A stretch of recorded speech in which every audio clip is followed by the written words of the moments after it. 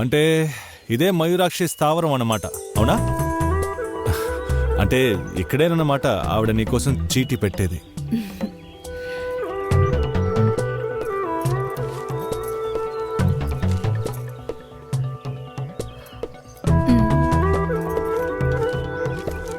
చుట్టూ శత్రువులు ఉన్నారు కాబట్టి రావడం కుదరలేదు.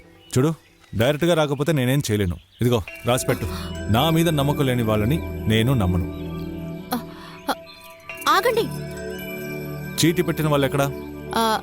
అది ఎవరు లేనప్పుడు పెడతారు. ఏంటి? సరే, ఇక్కడెందుకు ఇన్ని చీరలు కట్టున్నాయి? అది ఇక్కడున్న ఆదివాసుల నమ్మకం. ఎవరినైనా ఇష్టపడుతున్న కన్నెపిల్ల ఈ గుడి ముందు రహస్యంగా చీర గనక కడితే తను కోరుకున్నవాడే భర్తగా వస్తాడు.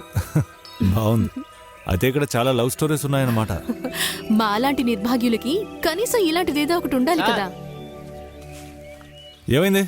మెడికల్ కాలేజ్ నుంచి రిపోర్ట్ వచ్చిందా? వచ్చింది సార్. కిడ్నీ డ్యామేజ్ కి డ్రగ్స్ సైడ్ ఎఫెక్టే కారణమట. ఆవిడ శాంపిల్ డ్రగ్స్ తీసుకోవడం వల్ల అలా అయిందని మెడికల్ కాలేజ్ రిపోర్ట్ ఇచ్చింది. శాంపిల్స్ ఢిల్లీకి పంపావా? వాటిని ఎప్పుడో సెంట్రల్ డ్రగ్స్ లాబొరేటరీ దాన్ని కూడా పంపాను. శాంపిల్ మెడిసిన్ యొక్క సిడి రిపోర్ట్ రానివ్వు, చూద్దాం. అన్నిటికీ కారణం ఆ ఒకళదేవే. ఏంటి? అదే మయూరాక్షి. ఆవిడ అర్థం పర్థం లేని ఆర్టికలే.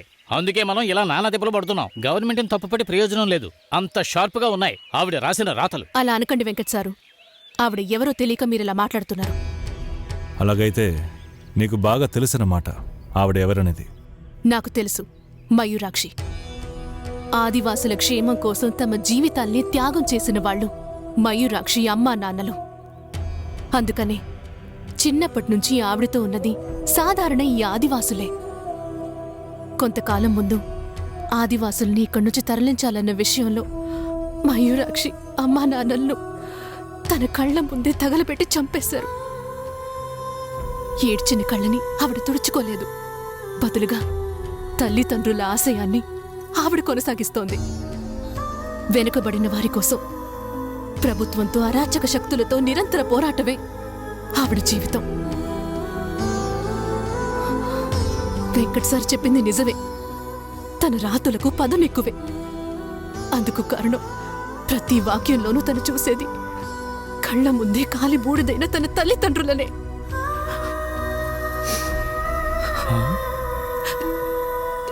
ఏంటి సార్, ఈ అమ్మాయి ఎందుకంత ఫీల్ అయి వెళ్తుంది? ఇక్కడ అసలు ఏం జరిగిందని? మయూరాక్షి గురించి తన ముఖం మీద ఎవరైనా చెప్తే ఫీల్ అవ్వకుండా ఉంటుందా వెంకట్? మయూరాక్ష? నేను ఏ అమ్మాయినాగా అన్నాను? ఆ కార్తీక కళ్ళల్లో నీకు అడవి పిల్ల భయాన్ని చూసావా?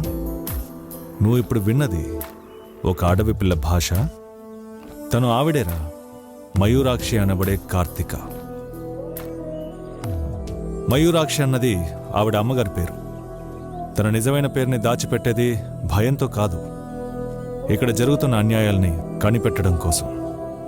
తనొక ఫైర్ బ్రాండ్ బ్రీడ్ రా, ఎ రేర్ స్వీట్ బ్రీడ్.